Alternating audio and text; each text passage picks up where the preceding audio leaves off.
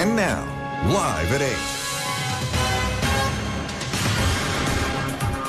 අයිබෝවන් වෙලාව රාත්‍රී 8යි එක්වන්න අදත් ඇත්ත දැනගන්න ලංකාවේ අංක 1 සමබර තොරතුරු ප්‍රකාශය ලයිව් at 8 සමකයෙන් සුපුරුදු පරිදි අද ප්‍රවෘත්ති මැදිරියේ සිට ඔබ හමු වන මම නදීක කරුණානායක මම තෙලිනි පෙරේරා අදත් මුලින්ම සිරස්තල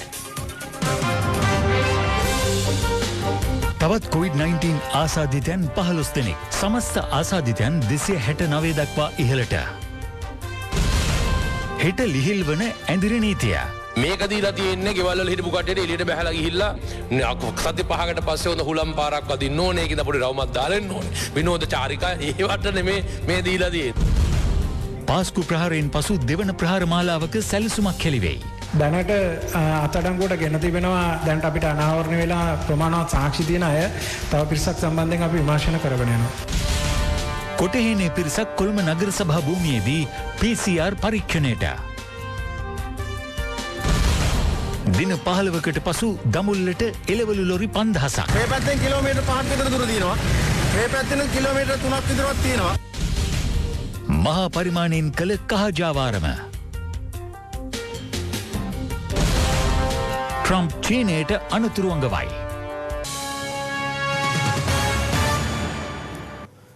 දිවයින පුරා ක්‍රියාත්මක ඇඳිරි නීතිය හෙට සිට ලිහිල් කිරීමට රජය තීරණය කර තිබෙනවා. කෙසේ වෙතත් ජනාධිපති ගෝඨාභය රාජපක්ෂ මහතා ට්විටර් පණිවිඩයක් නිකුත් කරමින් පවසන්නේ ඇඳිරි නීතිය ලිහිල් කළද COVID-19 පාලනය කිරීම සඳහා ගෙන ඇති පියවර තවදුරටත් ක්‍රියාත්මක වන බවයි. ඇඳිරි නීතිය ලිහිල් කිරීමට කටයුතු කළද COVID-19 වෛරසය පාලනය කිරීම සඳහා ගෙන ඇති පියවර ඊට සමගාමීව තවදුරටත් ක්‍රියාත්මක වන බව ජනාධිපති ගෝඨාභය රාජපක්ෂ මහතා ප්‍රකාශ කළා. සිය ට්විටර් ගිණුමේ පණිවිඩයක් තබමින් ජනාධිපතිවරයා පවසන්නේ කොරෝනා උවදුර මර්ධනය කිරීම හා සමගාමීව රටේ ආර්ථිකය රාජ්‍යාන්ත්‍රණය සහ පුද්ගල ආර්ථිකය නොකඩවා පවත්වාගෙන යාම කරුණු සලකා දැනට සති 4ක කාලයක සිට දිවයින පුරා බලපැවැත්වුණු ඇඳිරි නීතිය වඩා ලිහිල් අයුරින් ක්‍රියාත්මක කිරීමට රජය තීරණය කළ බවයි. එමෙන්ම මේ අවස්ථාවේදී ඉතා වගකීමෙන් කටයුතු කිරීම සමස්ත රටවැසියන්ගේ යුතුයකමක් බවද ජනාධිපති ගෝඨාභය රාජපක්ෂ මහතා අවධාරණය කරනවා. සෞඛ්‍ය බලධාරීන් විසින් සපයා ඇති උපදෙස් සහ රජය විසින් පනවා ඇති සීමාවන් නිසි ලෙස පිළිපදිමින් COVID-19 අභියෝගය ජයග්‍රහණය කිරීමට සහාය වන ලෙස සිය පණිවිඩය ඔස්සේ ජනාධිපතිවරයා ජනතාවගෙන් ඉල්ලීමක් කළා. ඇඳිරි නීතිය ලිහිල් කිරීමෙන් පසු දෙපාර්තමේන්තු සංස්ථා බැංකු ඇතුළු රාජ්‍ය ආයතන සාමාන්‍ය පරිදි ක්‍රියාත්මක විය යුතු බව ජනාධිපති මාධ්‍යංශය නිවේදනයක් නිකුත් කරමින් පවසනවා. කොළඹ දිස්ත්‍රික්කයේ රාජ්‍ය ආයතනවල සේවක පිරිසෙන් 3න් 1ක් සේවයට වාර්තා කළ යුතු අතර සෙසු දිස්ත්‍රික්කවල පිහිටි රාජ්‍ය ආයතනවල කාර්ය මණ්ඩලයෙන් 50%ක පිරිසක් සේවයට වාර්තා කළ යුතු බව අදාළ නිවේදනයේ සඳහන්. පෞද්ගලික අංශයේ ආයතන පෙරවරු 10ට විවෘත කළ යුතු අතර සේවයට පැමිණෙන සේවකින් සංඛ්‍යාව ආයතන ප්‍රධානීන් විසින් තීරණය කළ යුතු බවද ජනාධිපති මාධ්‍යංශය පවසනවා. මේ අතර රාජ්‍ය ආයතනවල දෛනික කටයුතු යථා තත්ත්වයට පත් කිරීමේදී එම ආයතන විසින් අනුගමනය කළ යුතු ක්‍රියාමාර්ග ඇතුළත් චක්‍රලේඛයක් ජනාධිපති ලේකම් පී.බී. ජයසුන්දර මහතා නිකුත් කර තිබෙනවා. අමාත්‍යංශ ලේකම්වරු පළාත් පාලන ලේකම්වරු දෙපාර්තමේන්තු ප්‍රධානීන් ප්‍රාදේශීය ලේකම්වරුන් රාජ්‍ය සංස්ථා ව්‍යවස්ථාපිත මණ්ඩල සභාපතිවරුන් හා සාමාන්‍ය අධිකාරීවරුන් වෙත අදාළ චක්‍රලේඛය නිකුත් කර තිබෙනවා. සේවා ස්ථානයේ COVID-19 ව්‍යාප්තිය පාලනය සඳහා අනුගමනය කළ යුතු සෞඛ්‍ය ආරක්ෂිත ක්‍රමවේදයන්, සේවකයින් සේවයට පැමිණීමේ යාන්ත්‍රණයන්, මහජනතාව විශාල වශයෙන් ඒකරාශී වීම වැළැක්වීම සහ නිවසේ සිට රාජකාරී කටයුතු සිදු කරන ආකාරය යන කරුණු 4කින් එම චක්‍රලේඛය සමන්විතයි. සෞඛ්‍ය ආරක්ෂිත ක්‍රමවේදයන් ලෙස සියලු රාජ්‍ය ආයතන විසින් සමාජ දුරස්ථභාවය, මුහුණු ආවරණ පැළදීම, අත්සේදීම සහ අනිකුත් ක්‍රියාපිළිවෙත් දැඩිව අනුගමනය කළ යුතු වන අතර මහජනතාව නිරන්තරයෙන් පැමිණෙන සේවා ස්ථානයන්හි දෑත් පිරිසුදු කිරීම සඳහා පහසුකම් සැලසීමද කළ යුතු වනවා.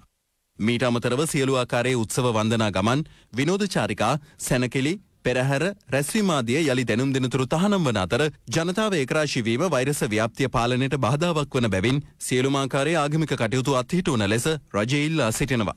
මේ අතර හෙට සිට ඉදිරි දිනයන්හි ඇඳිරි නීතිය ලිහිල්වීමත් සමග ජනතාවට ප්‍රවාහන පහසුකම් සැලසීම සම්බන්ධයෙන් ප්‍රවාහන බලධාරීන් හා අත්‍යවශ්‍ය සේවා සඳහා වූ ජනාධිපති කාර්යසාධක බලකායේ ප්‍රධානී බැසිල් රාජපක්ෂ මහතා අතර සාකච්ඡාවක් අද අරලියගහ මන්දිරයේදී පැවැත්වුණා. අපේ බස් රථ ඒ වගේම අපේ දුම්රිය යෙදවීමේ කටයුතු අපි ආරම්භ කරනවා. ඒ නිසා යම් අඩුපාඩුවක් මේ පළවෙනි දිනය දෙක ඇතුළත වෙන්න පුළුවන්. නමුත් අපි අපේ උපරිම ශක්තිය ඒ වෙනුවෙන් යොදවනවා. බස් රථයක ගමනාගමනය කරන්නේ සාමාන්‍යයෙන් වෙනදා ගිය ප්‍රමාණයට වඩා භාගයක්. ඒ කිව්වොත් ඔබට පේනවා ඇති දැන් මේ සීට් එකේ මේ කොනේ එක්කෙනෙක් ඉන්නවා නම් අනිත් කොනේ තමයි එක්කෙනෙක් තියන්නේ. ඒ වගේම අපි නිර්ණීතිය බලපැවැත්වෙන නැත්නම් ප්‍රදේශයේ වගේම අධ්‍යවදානම් ප්‍රදේශවල මේ බස් රථ නතර කිරීමක් සිද්ධ වෙන්නේ නැහැ. පළවෙනි දවස් දෙක සීමා කරන්න තීන්දුව කරාද සීසන් තියන අයට. නැත්නම් 20 21 දින දෙක අපි සීසන් තියන අයට. ඒ කියන්නේ මාර්තු මාසයේ සීසන් එකට අපි යන්න පුළුවන්කම තියෙනවා ඒ අයට. අප්‍රේල් මාසයේ ඒ අයට තමයි අපි එන්න කියන්නේ. ඒ වගේම අපි මේ අධ්‍යවදානම් ප්‍රදේශවලට අපි කියන්නේ රජයේ සේවකයෝ මේ අවශ්‍යතාවයක් නැහැ වෙන ප්‍රදේශවල. මොකද ආවොත් ආපහු යන්න කරදර ඇති වෙන්න පුළුවන්. ඒ වගේම සියලුම බස් රථවල ගොඩවන මගීන්ගෙන් ඉල්ලීමක් කරන්න කැමති. ඒ අය එනකොට මාරු සල්ලි රැගෙන එන්න කියලා. සල්ලි වල ඉතුරුව ගන්න මේ ගනුදෙනු කරන්න යන්නේක එච්චර හොඳ තත්ත්වයක් නෙමෙයි. පිටපලාතකින් කොළඹට එනවා නම් එන කෙනාට ටෝකන් එකක් මේක අපිට හෙට දවසටම කරගන්න අපහසු වෙන්න ඉඩ තියෙනවා. එතකොට ඒක අරගෙන තමයි ඊළඟට යන්නේ. නැත්තම් මේකේ අපි ඉතාමත් පැහැදිලිව කියනවා මේ කොළඹ ඉන්න අයට ගමට යන්න දෙන අවස්ථාවක් නෙමෙයි මේ. මේ අතර ඉදිරි දිනයන්හි දුම්රිය ඇතුළු පෞද්ගලික බස් රථවල සූදානම සම්බන්ධයෙන් අද පැවති මාධ්‍ය හමුවලදී අදහස් පළ වුණා. මුහුදුබඩ මාර්ගයේ බෙලියත්තේ සිට එක දුම්රියකුත් ගාල්ලේ සිට දුම්රිය තුනකුත් අලුත්ගම සිට දුම්රිය දෙකකුත් කොළඹ බලා ගමන් කරනවා. ඒ වගේම ප්‍රධාන මාර්ගයේ නුවර සිට එක දුම්රියකුත් රඹුකඩ සිට දුම්රිය දෙකකුත් පොල්ගහල සිට දුම්රිය තුනකුත් රාගම සිට එක දුම්රියකුත් කොළඹ බලා ගමන් කරනවා. ඒ වගේම මහව ගණේවත්ත සිට දුම්රිය දෙකක් කොළඹ බලා ගමන් කරනවා. එලෙසම පුත්තලම් මාර්ගයේ පුත්තලමේ සිට එක දුම්රියකුත් අලාව සිට දුම්රිය තුනකුත් කොළඹ බලා ගමන් කරනවා. සාමාන්‍ය වෙලාවල් වල තමයි මේ දුම්රිය ධාවනය කරන්නේ. කාර්යාල දුම්රිය අපි දුම්රිය කාලසටහන වෙනස් කරලා නැහැ. ප්‍රධාන මාර්ගය හා පුත්තලම් මාර්ගයේ යන දුම්රියන් කොළඹ කොටුව දක්වාත් මුහුදුබඩ මාර්ගයේ යන දුම්රියන් මර්දාන දක්වාත් තමයි ධාවනය කිරීමට සැලසුම් කරන්නේ. දුරගමන් සේවා දුම්රිය මේ අවස්ථාවේ ධාවනය කරනු ලබන්නේ නැහැ.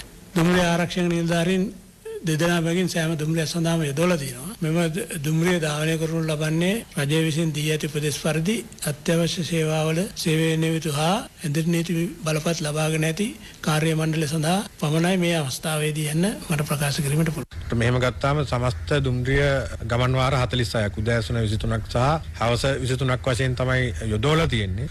විශේෂයෙන්ම අපිත් බලාපොරොත්තු වෙන රජයට සහයෝගය පළ කිරීම සඳහා අවශ්‍ය සියලුම පහසුකම් නියමිත පරිදි ලබා දෙන්න. ඒ හඳුනාගත් ප්‍රදේශවල බස් ධාවනයේ එක ක්‍රමවේදයකටත් හඳුනා නොගත් ඒ කියන්නේ උවදුර අඩු ප්‍රදේශවල බස් ධාවනයේ එක ක්‍රමවේදයකටත් අපි සකස් කරලා තිනවා යෝජනාවලිය ක්‍රියාත්මක කරන්න. ඒ මගින්ම ගොඩවද්ද ගන්නේ ඒ අය අනිවාර්යයෙන්ම මුඛ ආවරණය පැළඳ සිටිය යුතුමයි. එසේ නොමැතිව අපි බස් රථයට ඒ අය ගොඩවද්ද ගන්නේ නැහැ. ඒ වගේම බස් රථ සේවක මහතුන් අනිවාර්යයෙන්ම මුඛ ආවරණය පැළඳ ගතියි. අපි බස්නාහිර පළාත සම්බන්ධයෙන් අපි තීරණයක් කරන් තියෙනවා මේ ප්‍රදේශයේ විවෘත කර විගස. අපි බස් රථ ධාවනය කරන්න පෙළඹෙන්නේ දින 20 බැගින් දින 60ක් අපි කාණ්ඩ කරලා බස් රථ එක දවස් 20කට එක ආකාරයෙන් ධාවනය කරන තවත් දවස් 20කට තවත් ආකාරයකට ධාවනය කරන්න ඉතිරි දින 20ක් තවත් ආකාරයකට ධාවනය කරන්න. එතකොට පළවෙනි දවස් 20 ගමන් කළ හැක්කේ බස් රථයේ ආසනයට එක් මගියෙක් පමණයි. ඇඳිරි නීතිය ක්‍රමානුකූලව ඉවත් කිරීමෙන් පසුව තමන්ගේ ඉදිරි වැඩපිළිවෙල සම්බන්ධයෙන් අද පැවති මාධ්‍ය හමුවකදී කොළඹ ව්‍යාපාරික සංගමය කරුණු හෙළි කළා. තමන් කරගෙන ආපු ව්‍යාපාරික ක්‍රමය වෙනස් කළා අලුත් ව්‍යාපාරික ක්‍රමයන් අත්දැක බලන්න වෙයි ඒවට යන්න වෙනවා. මොකද ඉදිරියේදී කඩා වැටෙන අපේ ආර්ථිකය රැකියාව වෙළඳපොළ අඩුවීම මේ සියලු දේයටම අපි සැලසුම් සකස් කළා. ඒ සැලසුම් එක්ක ඉදිරියට ක්‍රියාත්මක වුණොත් තමයි අපිට මේක ජය ගන්න පුළුවන් වෙන්නේ. රාජ්‍ය සේවයේ කටයුතු කොටස් වශයෙන් ආරම්භ කිරීමට රජය ගත් තීරණය අනුව රජයේ මුද්‍රණ දෙපාර්තමේන්තුවේ රාජකාරී කටයුතුද අඛණ්ඩව පවත්වාගෙන යාමට තීරණය කර තිබෙනවා. එම දෙපාර්තමේන්තුවේ සේවය කරන සියලුම කාර්ය මණ්ඩල සේවා අවශ්‍යතාවය මත අවස්ථානුකූලව වරින් වර සේවය සඳහා කැඳවීමට නියමිත අතර ඒ සඳහා සූදානම්ව සිටින ලෙස රජයේ ප්‍රවෘත්ති දෙපාර්තමේන්තුව නිවේදනයක් නිකුත් කරමින් පවසනවා. මේ අතර රටේ ජනජීවිතය සාමාන්‍ය තත්ත්වයට පත් කිරීම සම්බන්ධයෙන් රජය ගත් තීන්දුව තීරණ පිළිබඳ අද රජයේ ප්‍රවෘත්ති දෙපාර්තමේන්තුවේ පැවති මාධ්‍ය හමුවකදී අමාත්‍ය බන්දුල ගුණවර්ධන මහතා කරුණු පැහැදිලි කළා. දැවන්ත අර්බුදයකට මුහුණ දීලා තියෙන විදේශ විනිමය සම්බන්ධයෙන් ඒ නිසා රජය සමහර භාණ්ඩ මාස 3ක් යනකම් ආනයනය කිරීම සම්පූර්ණයෙන් තානම් කරලා තියෙනවා. මෝටර් වාහන, ශීතකරණ, අධිශීතකරණ, සුඛෝපභෝගී භාණ්ඩ සහ දේශීය වශයෙන් නිෂ්පාදනය කළ හැකි එළවලු, දේශීය පළතුරු වර්ග, ගම්බිරිස්, අපේ රටේ වගා කරන්න පුළුවන් උදු වගේ පරිභෝජන භාණ්ඩත්, සුඛෝපභෝගී භාණ්ඩත්, මෝටර් වාහන බැනි භාණ්ඩත් අවශ්‍ය නොවන පිරිවැයක් යයි සිතෙන සියලුම භාණ්ඩ වර්ග මාස 3ක් යනකම් ආනයනය කිරීම මේ ගැසට් නිවේදනය මගින් තානම් කරලා තිබෙනවා. සමහර භාණ්ඩ ආනයනය අධෛර්යමත් කිරීම සඳහා ඒ ආනයන සඳහා පනවා තිබුණ බදු ප්‍රතිශතය ඊළඟ වල තියෙනවා. සුළු පරිමාණ කර්මාන්ත, මධ්‍ය පරිමාණ කර්මාන්ත හා මහ පරිමාණ කර්මාන්ත වලට අවශ්‍ය සියලු යෙදවුම් අමුද්‍රව්‍ය ඒ යනාදිය ආනයනය කරන්නට ඉඩ දෙන අතර කර්මාන්ත ව්‍යාපාර යනාදිය සඳහා අවශ්‍ය යන්ත්‍ර සූත්‍ර, ඒ සඳහා අවශ්‍ය අමතර කොටස් නිෂ්පාදන ක්‍රියාවලියට අවශ්‍ය ලබා ගන්නට තවදුරටත් ආනයනය කරන්නට පුළුවන්. එනිසා පරිභෝජන භාණ්ඩවල හිඟතාවයක් ඇති වෙන්නේ නැහැ. කර්මාන්ත ව්‍යාපාර පවත්වාගෙන යාමට අවශ්‍ය කරන අමුද්‍රව්‍ය යෙදවුම් යනාදී හිඟියක් ඇති වෙන්නේ නැහැ. ඊළඟට විදේශ විනිමය රට තුළට ගලා එම වර්ධනය කිරීම සඳහා ශ්‍රී ලංකා මහ බැංකුවේ විශේෂිත ගිණුමක් විවෘත කරලා තියෙනවා. විනිමය පාලන නීති රෙගුලාසි ලිහිල් කරලා තියෙනවා. බදු සියල්ලකින් නිදහස් කරලා තියෙනවා. මාස 6කට වඩා වැඩි කාලයක් ඒ ගිණුමේ රඳවා තිබෙනවා නම් ඒ සඳහා සාමාන්‍යයෙන් ගෙවන බැංකු පොලියට වඩා 2%ක වැඩිපුර පොලියක් ශ්‍රී ලංකා මහ බැංකුව විසින් ගිණුම් හිමියට ගෙවනවා. ඒ නිසා ඒ විදේශවල සිටින ශ්‍රී ලාංකිකයන්ටත් අනිකුත් විදේශිකයන්ටත් මෙරට මුදල් ප්‍රේෂණය කිරීම සඳහා ලැබුණ වැදගත් අවස්ථාවක් ලෙස අපි සලකනවා. මේ අතර ඇඳිරි නීති ඉවත් කිරීමෙන් පසුවද ජනතාව සෞඛ්‍ය අංශ විසින් ලබා දී ඇති මාර්ගෝපදේශ පිළිපැදීම සම්බන්ධයෙන් ආරක්ෂක අංශ සහ සෞඛ්‍ය අංශද මෙලෙස අදහස් පළ කළා. යුද හමුදාපතිතුමනි, මේ ඇඳිරි නීතිය ලිහිල් කිරීම සම්බන්ධයෙන් ඔබතුමාට යමක් කියන්න. මේ තීන්දුව తీරනවට එළඹුණේ කුමන හේතු මතද? දැනට අපි යම් කිසි ස්ථාවර බයක් ඇවිල්ලා තිබෙනවා. මේක දීලා තියෙන්නේ ගෙවල් වල හිටපු කට්ටියට එළියට බහැලා ගිහිල්ලා සති 5කට පස්සේ හොඳ හුලම් පාරක් අදින්න ඕනේ. ඒකද පොඩි රවුමක් දාලා එන්න ඕනේ. විනෝද චාරිකා ඒවට නෙමේ මේ දීලා තියෙන්නේ. මේ දීලා තියෙන්නේ අත්‍යවශ්‍ය සේවාවන් සහ මේ රැකියාව වෘත්තියත් ඒකත් කියලා තියෙනවා 150 බස්සලා තියෙනවා. අගයන් දක්වලා තියෙනවා මේ පළාත් අනුව. ඉතින් මේ දේවල් කරලා බලාපොරොත්තු වෙන්නේ මම එළියට ගිහිල්ලා COVID-19 මගේ ඇඟට දාගෙන එන්නේ නැහැයි කියන එක. ජනතාවට විශාල වගකීමක් තියෙනවා මේ අවස්ථාවේදී ඊ타මාත්ම වගකීමෙන්, සැලකීමෙන් සහ පරිස්සමින් හැසිරීම. ගෙදරින් එළියට ආවට පස්සේ එතනින් අපි පටන් ගත්තොත් ගෙදරින් එළියට යන්නේ කවුද කියන එක. යම්කිසි විදියකින් කුඩා දරුවන්, ගර්භිණී මාතාවන්, ඒ වගේම වැඩිහිටියන්, නිදංගත රෝග තියන අය පුළුවන් තරම් ගෙදරටම වෙලා ඉන්න එක දිගටම කරන්න ඕන. අද තවත් රෝගීන් 15 දෙනෙකු වාර්තා වීමත් සමග මෙරටින් වාර්තා වන COVID-19 මුළු ආසාදිතයින් සංඛ්‍යාව 269ක් දක්වා ඉහළ ගොස් තිබෙනවා.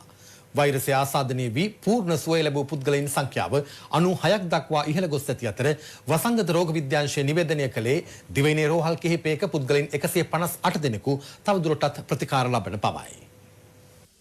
COVID-19 ආසාදිත රෝගීන් ළඟින් ඇසුරු කිරීම හේතුවෙන් කොළඹ ප්‍රදේශයේ නිරෝධායනයට ලක් කරමින් සිටි පුද්ගලයන් 15 දෙනෙකු අද දිනේ රෝගීන් ලෙස තහවුරු වීමත් සමග මෙරටින් වාර්තා වන මුළු රෝගීන් ගණන 269ක් දක්වා ඉහළ ගොස් ඇති බවයි සෞඛ්‍ය අමාත්‍යාංශය පවසන්නේ. පසුගියදා කොටහින ප්‍රදේශයෙන් ආසාදිතයෙකු ලෙස හඳුනාගත් දඹදිව වන්දනාවේ ගොස් නැවත පැමිණි කාන්තාව සහ ඇයගේ තුන්වන පුත්‍රයාට අමතරව අද මෙලෙසේම පවුලේ තවත් පිරිසක් COVID-19 රෝගීන් බවට හඳුනා ගනු ලැබුවා. අදාළ කාන්තාව දඹදිව සංචාරයේ ගොස් යලි පැමිණීමේදී ගුවන් යානයේදී එම වෛරසය වැළඳී ඇති බවටයි සෞඛ්‍ය අංශ සැකපළ කරන්නේ.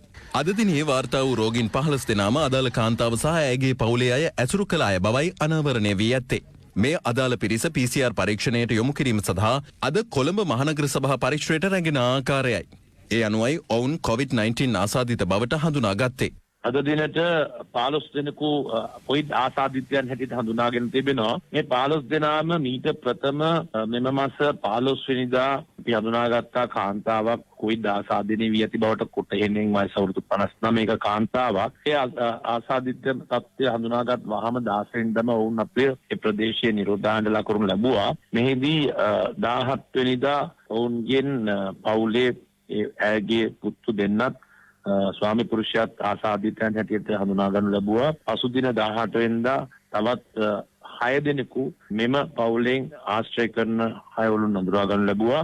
අද දිනේ අඳුරාගත් 15න් ඒ 15ම ඇවිල්ලා ඈ සමග ආශ්‍රය කරපු හෝ අසල්වැසියන් වගේ එකම නිවසේ 10 දෙනෙකුත් ඇතුළුව 15 දෙනෙක් තමයි අඳුරගෙන තිබෙන්නේ. මේ එකම පුද්ගලයෙක්ගෙන් සාදිච්ච කට්ටිය. ඉතින් මේ අනුව මේ එක පුද්ගලයාගෙන් ආසාදිතයන් 25 දෙනෙකු මේ දින 3 පමණක් හඳුනාගෙන තිබෙනවා. තවදුරටත් බේරුවල ප්‍රදේශයේ ගම්මාන 5ක් සහ තොටලඟ නාගලගම් වීදිය පුත්තලම කඩමයන් කුලම් ඇතුළු ප්‍රදේශ හුදකලා කර ඇති බවයි සෞඛ්‍ය බලධාරීන් පවසන්නේ.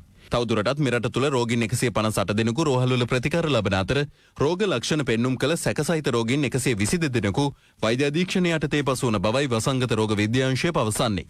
මෙරටින් හඳුනාගත් ආසාදිත මුළු රෝගීන්ගෙන් 91 දෙනෙකු සුවය ලබා පිටව ගොස් ඇති අතර පුද්ගලයන් 7 දෙනෙකු මිය ගියා. අද වන විට COVID-19 රෝගීන් 250කට අධික ප්‍රමාණයක් අපේ රටේ වාර්තා වෙලා තියෙනවා. මේ රෝගීන් වාර්තා වුණත් ඒකේ සෞදායක ආරංචිය තමයි පසුගිය කාලයේ වාර්තා වෙච්ච බහුතරයක් පිරිස හඳුනන රෝගීන්ගේ ආශ්‍රිත වෙන විදිහට රෝග ලක්ෂණ පහළ වීමට කලින්ම අපි ප්‍රගව පරීක්ෂා වලින් සොයාගත්තු රෝගීන්. නමුත් එහි යම්කිසි විදියකින් අනතුරුදායක පැත්ත තමයි විශේෂයෙන්ම කොළඹ ප්‍රදේශයෙන් සොයාගත්තු රෝගීන් ආශ්‍රිතයින් විශාල ප්‍රමාණයකට මේ රෝගය ආසාදනයේ තියෙන බව සොයාගන්නවා. ඒ වගේම මේ රෝගීන්ගේ තියෙන සමාජ වටපිටාවත් එක්ක ඔන්න අධික විදියට ගමන් බිමන් යන තවත් පිරිස් සමග මිශ්‍ර වෙන අය. ඒ නිසා අපි දන්නේ නැහැ හරියටම තව කී දෙනෙක් ආසාදනය වෙලා තියෙනවද කියලා. ඒ නිසා අපි දිගින් දිගට පරීක්ෂණ කරමින් පවතිනවා සියලුම රෝගීන් හඳුනා ගැනීම සඳහා. මෙරටින් වාර්තා වූ COVID-19 රෝගීන්ගේ ව්‍යාප්තිය අනුව වැඩිම පිරිසක් මේ වන විට වාර්තා වී ඇත්තේ කොළඹ දිස්ත්‍රික්කයෙන් වන අතර අද එම සංඛ්‍යාව 65ක් දක්වා ඉහළ ගියා. කළුතර දිස්ත්‍රික්කයෙන් 45 දෙනෙක්, පුත්තලම දිස්ත්‍රික්කයෙන් 35 දෙනෙක්, ගම්පහ දිස්ත්‍රික්කයෙන් 31 දෙනෙක් සහ යාපනයේ දිස්ත්‍රික්කයෙන් රෝගීන් 16 දෙනෙකු අද දවස වන විට වාර්තා වන බවයි වසංගත රෝග විද්‍යාංශය නිවේදනය කළේ. මේ අතර රත්මලාන කොතලාවලපුර දුම්රිය නිවාස සංකීර්ණයේ නිවසක අභිරහස් ලෙස මියගිය පුද්ගලයෙකුගේ සිරුරක් අද හමු වුණා. අදාළ පුද්ගලයාගේ මරණය සැකසහිත වීම හේතුවෙන් එම ප්‍රදේශයේ පුරා විෂ බීජ හරණය කිරීමට බලධාරීන් පියවර ගත්තේ මෙලෙසින්. ඉදිරියේදී ඇඳරි නීතිය ලිහිල් කිරීමෙන් අනතුරුව තංගල්ල නගරයට පැමිණෙන ජනතාවගේ ආරක්ෂාව වෙනුවෙන් එම නගර පරිශ්‍රය විෂ බීජ හරණයට ලක් කෙරුණා. මේ අතර ගාල්ල නගරයේ ස්ථාන කිහිපයකද අද විෂ බීජ හරණය සිදු කෙරුණේ මෙලෙසින්. ඉදිරියේදී ඇඳරි නීතිය ලිහිල් කිරීමෙන් අනතුරුව අම්බලන්ගොඩ නගරයට පැමිණෙන ජනතාවගේ ආරක්ෂාව වෙනුවෙන් එම නගරයේ ස්ථානවල විෂ බීජ හරණය සිදු කෙරුණා. හෙට දින කාර්යාල දුම්රිය ආරම්භ කිරීමෙන් අනතුරුව අත්‍යවශ්‍ය සේවකීන් හා රාජ්‍ය නිලධාරීන්ගේ ආරක්ෂාවට මරදාන දුම්රිය ස්ථාන පරිශ්‍රයේද මෙලෙස විෂ බීජ හරණයට ලක් කෙරුණා. මේ අතර කොළඹ පිටකොටුව හා කොටුව ප්‍රදේශවල මාර්ග පවිත්‍ර කරන සේවකීන්ට මුඛ ආවරණ බෙදාදීමක් සිදු කෙරුණේ පරිසර හා ප්‍රජා කොට්ටාශයේ නියෝජ්‍ය පොලිස්පති මුදිත පුස්සැල්ල මහතාගේ ප්‍රධානත්වයෙන්. මෙරට දිනකදී සිදු කරන COVID-19 ආසාදිතයින් පිළිබඳ පරීක්ෂණ 3000ක් දක්වා ඉහළ නංවන ලෙස එක්සත් ජාතික පක්ෂ නායක රනිල් වික්‍රමසිංහ මහතා පවසනවා. ඒ මහතා මෙසේ ප්‍රකාශ කළේ සමාජ මාධ්‍ය ජාල හමුවේ විශේෂ ප්‍රකාශයක් කරමින්. COVID-19 වසංගතය තත්ත්වයක් ලෙස ලෝක සෞඛ්‍ය සංවිධානය ප්‍රකාශයට පත් කළ අවස්ථාවේ සිට ලෝකයේ හැම රටක්ම වාගේ ආරක්ෂික සහිත පියවර ගත්තා. ශ්‍රී ලංකාවේ ජාත්‍යන්තර තොටුපළවල් වසා දැමීම සහ ඇඳිරි නීතිය මගින් සමාජ දුරස්ථ භාවය ඇති කළා. මේ නිසා දැනට රෝග ව්‍යාප්තිය පාලනය වී තියෙනවා. ඉදිරියේදී අපි සිදු කළ යුත්තේ මේ ආකාරයටම මේ රෝගය පාලනය කිරීම සහ දැනට සමාජයේ ගැවසෙන රෝගීන් හැකිතරම් හඳුනා ගැනීම. දැනට අපේ රටේ රෝග ව්‍යාප්තිය පාලනය වී තිබුණත් දෙවනි රැල්ලක් මතුවීමේ ඉඩකඩ අපට බැහැර කරන්නට බෑ. ඒ වගේම දෙවනි වතාවටත් රෝගය වැළඳීමේ ඉඩකඩක් තිබෙනවා. සෞඛ්‍යයට සම්බන්ධ සමහර වෘත්තවේදීන් පවසන්නේ අපේ රටේ රෝගය සම්බන්ධ වී ඇති ප්‍රමාණය 30,000කට වඩා වැඩි විය හැකි බවය. මේ සංඛ්‍යාලේඛනයේ සත්‍යතාව මම දන්නේ නැහැ. නමුත් එවැනි තත්ත්වයකට හෝ ඊටත් වඩා අසීරු තත්ත්වයකට හෝ මුහුණ දීමට අප සූදානම් විය යුතුයි. මේ වන විටත් දොස්තර අමල් හර්ෂද සිල්වා කොමිටියත් වෛද්‍ය වෘත්තවේදීන්ගේ සංගම් ගණනාවකුත් මේ පිළිබඳ වාර්තා ලබා දී තිබෙනවා. ඒ සියල්ල සැලකිල්ලටගෙන දවසකට සිදු කරන පරීක්ෂණ සංඛ්‍යාව 3000 ඉලක්කය කරා ගෙන යාමට වහාම කටයුතු කළ යුතුයි. එසේ කිරීමෙන් අනතුරුව සමාජ දුරස්කතනය පියවරෙන් පියවර ලිහිල් කරමින් ආර්ථිකය යලි පනගැන්වීමට අවශ්‍ය පියවර ගන්නා ලෙස මම රජයෙන් ඉල්ලා සිටිනවා. පාස්කු ඉරිදා ප්‍රහාරයෙන් පසු තවත් එවැනිම ප්‍රහාරයක් එල්ල කිරීමේ සැලැස්මක් පිළිබඳව අද අනාවරණය වුණා. අටේ මෙහියුම අද ඒ පිළිබඳවයි. අටේ මෙහෙයුම පාස්කු ප්‍රහාරය එල්ල වී වසරක් ගතවීමට තවත් ඉතිරි වැත්තේ දින 2ක් පමණයි. එම ප්‍රහාරයෙන් විශාල ජීවිත සංඛ්‍යාවක් අහිමි වූ අතර තවත් විශාල පිරිසකට තුවාල සිදු වුණා. ප්‍රහාරය පිළිබඳව විමර්ශන සිදු කරන අපරාධ පරීක්ෂණ දෙපාර්තමේන්තුව අනාවරණය කරගෙන ඇත්තේ සහරාන් ඇතුළු කණ්ඩායම පාර්ශ්ව දෙකකට බෙදුණු බවට හුවා දක්වා තවත් ප්‍රහාරයක් එල්ල කිරීමේ සැලැස්මක් ක්‍රියාත්මක කර ඇති බවයි. විමර්ශන කණ්ඩායම් නොමගයවමින් අන්තවාදී මත පතුරවා තරුණීන් ත්‍රස්ත සංවිධාන සඳහා ඒකරාශී කර එම ප්‍රහාර එල්ල කිරීමටයි ඔවුන් සැලසුම් කර ඇත්තේ. කෙසේ වෙතත් අත්අඩංගුවටගත් පුද්ගලයන්ගෙන් ලද තොරතුරු මත එම ප්‍රහාර ව්‍යර්ථ කිරීමට ආරක්ෂකාංශවලට හැකි වුණා. ඒත් එක්කම ඒ හරහා උත්සාහ කරලා තියෙනවා මේ රට තුළ පළවෙනි බෝම්බ ප්‍රහාර මාලාවෙන් පස්සේ යම් කිසි දිනකදී නැවත දෙවෙනි බෝම්බ ප්‍රහාර මාලාවක් සිදු කිරීම සඳහා සැලසුම් කරලා තියෙන බව. ඒකට එම සැලසුම් ව්‍යර්ථ කිරීමට අපරාධ පරීක්ෂණ දෙපාර්තමේන්තුවේ මේ විමර්ශනයට හැකි වෙලා තියෙනවා. ඒ වගේම ඒ සැලසුම් සඳහා ආධාර කර අනුබල දුන්න සහාය දුන්න සහ ඒ සඳහා පෙළඹවීම් කළ තැනැත්තන් පිළිබඳව මේ වෙන විට තොරතුරු අනාවරණය කරගෙන තියෙනවා. ඒ සඳහා විමර්ශන කටයුතු මෙහෙවනවා. ඒ වගේම එක් අවස්ථාවකදී අපරාධ පරීක්ෂණ දෙපාර්තමේන්තුව හඳුනාගෙන තිබුණා යම් විදේශීය රටක කිහිප දෙනෙකු මේ සඳහා සහාය දුන්නයි කියලා. අටේ මෙහෙයුම ඔබ නැවතත් ලයිව් එකේ සමගින්. ඔව්. මෙවර සිංහල දෙමළ අලුත් අවුරුදු නැකත් සීට්ටුවට අලුතින් එකතු වූ නැකත පැලසිටුවීමේ නැකත. අද පෙරවරු 11:38ට යෙදුණු මේ නැකතට රටේ ජනතාව එක් වූ ආකාරයයි මේ. අද පෙරවරු 11:38ට යෙදුණු පැලසිටුවීමේ නැකතට අනුව අග්‍රාමාත්‍ය මහින්ද රාජපක්ෂ මහතා ඖෂධීය පළතුරු ශාකයක් වන කටු අනෝදා පැලයක් රෝපණය කිරීම සිදු කළා.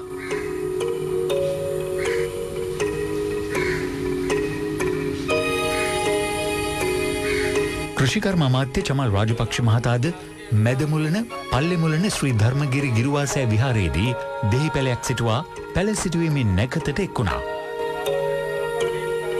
රටට අවශ්‍ය ප්‍රමාණය රටේම වගා කරගන්න අපි ඉඩම් බලාපොරොත්තු වෙනවා. එහෙම වගාවට කැමති අයටත් විශාල වශයෙන් ඉඩම් ලබා දෙන්න. සම්පූර්ණයෙන්ම අපි නම් කරපු භෝග වර්ග 17 පිටරටින් ගෙන්න එක අතර ගැපීම රටේ අයට ඒ මුදල් ගන්න ඒකට සහතික මිලක් ලබා දීමටත් වගා කරන සියලුම දේවල් රජය ලබා ගැනීමට ඉදිරි ගැනීමටත් කටයුතු කරලා තියෙන නිසා බය වෙන්න වැඩක් නැහැ කෙනෙක්.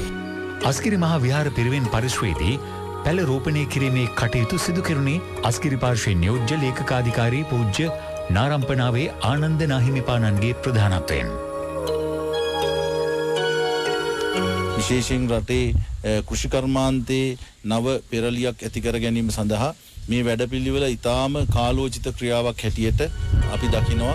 මගේ ජීවිතත් එක්කලා බද්ධ කරගෙන මේ වැඩසටහන් වලට සම්බන්ධ වෙන්න කියලා. අයිනෙන්න. මේ තමයි අපේ ජීවන. අපේ රටේ ප්‍රවීණ චිත්‍රපට විකට නළුවෙකු වන ටෙනිසන් කුරේ මහතා ඔහුගේ ගෙවත්ත ගැන අපට මෙලෙස විස්තර කළා. දැන් කඩපුවා. ඉන්න දෙනුගිරියකුත් කරමුකෝ. මේ තියෙන්නේ බෙහෙත් නෙල්ලි. අද වටිනා නෙල්ලි වර්ගයක්. අඹ පිරිලා. කොයිතරම් ආසද මේ මාතින් කරලා කනකොට. මෙන්න කාවරන්කා. අද බොහොම වැදගත් දවසක්. අද පැල හිටවීමේ නැකත් දවස. මට හිතුණා අදත් ආදර්ශයක් වශයෙන් මිනිස් පාර්ටියක් දාන්න කියලා. මේ අනගිරි වැඩ පිළිවෙලට උගර දෙන ස්වර්ණවාහිනියටත් බොහොම ස්තුතියි. පොළොන්නරුව වැලිකන්ද මහින්දාගම ප්‍රදේශයේ ජීවත් වන චන්ද්‍රිකා ජයසිංහ මහත්මිය තම ගෙවත්තේ පවත්වාගෙන යන වගා භූමියයි මේ.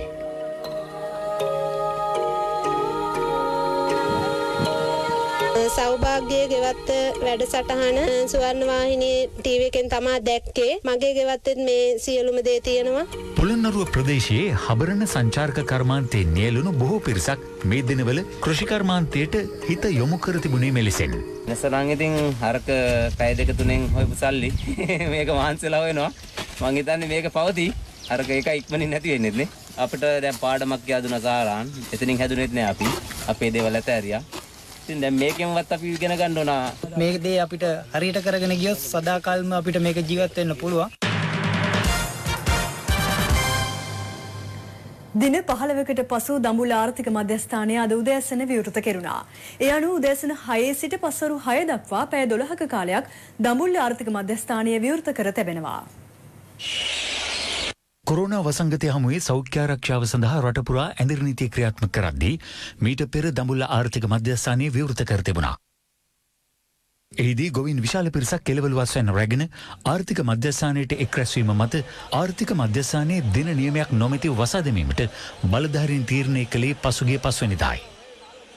දින 15කට පසු අද යලි ආර්ථික මධ්‍යස්ථානය විවෘත කිරීමට රාජ්‍ය පරිපාලන හා ස්වදේශ කටයුතු අමාත්‍ය ජනක බණ්ඩාර තෙන්නකෝන් මහතා උපදෙස් ලබා දුන්නා. ඒ අනුව දැඩි සෞඛ්‍ය ආරක්ෂිත ක්‍රමවේදයන් උපයෝගී කරගනිමින් උදෑසන 6 සිට පස්වරු 6 දක්වා දඹුල්ල ආර්ථික මධ්‍යස්ථානය විවෘත කෙරුණා. පස්වරු 6 සිට 8 දක්වා පිරිසිදු කිරීම කටයුතු සිදු කිරීමටද උපදෙස් ලබා දී තිබෙනවා. අද දිනේ එළවලු ලොරි 5000කට ආසන්න ප්‍රමාණයක් ආර්ථික මධ්‍යස්ථානයට පැමිණ තිබූ බවයි වෙළඳ සංගමේ සභාපතිවරයා පැවසුවේ. මේ නැත්නම් හිර වෙනවා අද නම් ලොරි 3000ක් එනවා ෂුවර් එකටම. හරි. මේ පැත්තෙන් කිලෝමීටර් 5ක් විතර දුර දිනවා. මේ පැත්තෙන් කිලෝමීටර් 3ක් විතරවත් තියෙනවා. ඔවියෝ මාර අසහනට පත්වලා හිටියා මේ කාලය තුල. අර අසාධාරණ වෙළඳාමක් තමයි සිද්ධ වුණේ. ප්‍රමිතියක් නැහැ, ගාණක් නැහැ, කිලෝ ගාණ හරියට එන්නේ නැහැ. ඒ අසහනයත් එක්ක ඉතුරු කරගෙන තිබ්බ බඩු ටික අරගෙන තමයි අද ඇවිල්ලා තියෙන්නේ. ගොවියන්ට සාධාරණ මෙතන වෙන හින්දා. ගොවියන්ට උපරිම මිල සාධාරණ මිලක් තමයි අරන් දෙන්න අපි බලාපොරොත්තු වෙන දවස්. මේ අතර පෑලියගොඩ මාළු වෙළඳපොලේ අද උදෑසන දක්නට ලැබූ තත්ත්වයයි මේ. අති විශාල පිරිසක් පෑලියගොඩ මාළු වෙළඳපොළට පැමිණ සිටින දක්නට ලැබුණු අතර බොහෝ දෙනෙක් සෞඛ්‍ය ආරක්ෂිත ක්‍රමවේද අනුගමනය කර තිබුණේ නැහැ. පසුගිය කාලයේත් මාළු වෙළඳාමේ කටයුතු සිදු කරනද අද උදෑසන පෙර දිනවලට සාපේක්ෂව වැඩි ගැනුම්කරුවන් පිරිසක් පැමිණ තිබුණා. මාළු තොග ලබන ප්‍රමාණය මේ දවස්වල ටිකක් අඩුවෙන් තමයි ලැබෙන්නේ. ඉදිරි සතියේදී ඇඳිරි නීති ඉවත් කරා මීට වඩා මාළු තොග ප්‍රමාණය ලැබිලා මිලත් අඩුවීමක් සිද්ධ වෙලා ව්‍යාපාර කටයුතු මීට වඩා වැඩි වෙයි. ඇඳිරි නීතිය ඉවත් කරන තීරණයක් ගත්ත නිසා මේ හැම දෙයක්ම හොඳ අතර හැරෙයි කියලා හිතනවා. මේ අතර පිටකොටුව මැනින් වෙළඳපොළ වසා තැබීම නිසා නාරයන්පිට ආර්ථික මධ්‍යස්ථානයේදී තොග වෙළඳුන්ට එළවලු මිලදී ගත හැකි බව එහි වෙළඳුන් පවසනවා.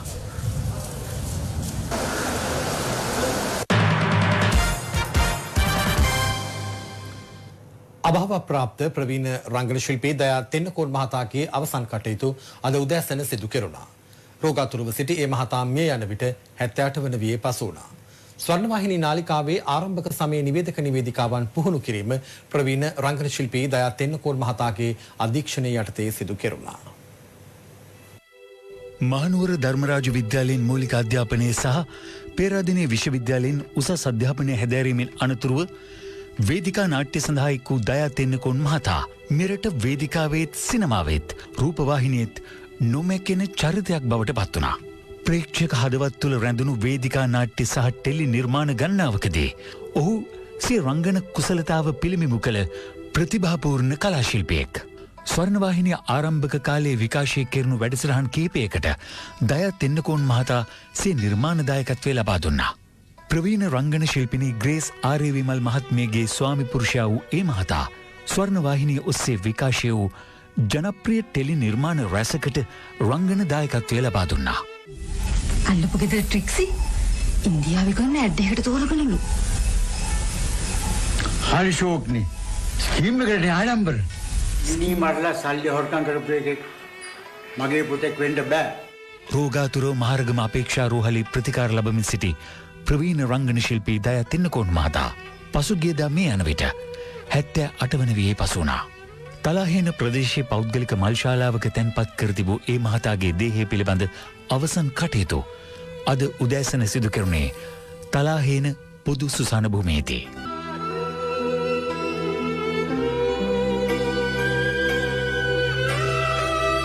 ප්‍රවීණ කලාශිල්පී දයා තෙන්නකෝන් මහතාගේ පවුලේ ඥාතීන් සහ කලාකරුවන් පිරිසක් ඔහුට අවසන් ගෞරව දැක්වීමට පැමිණ සිටියා.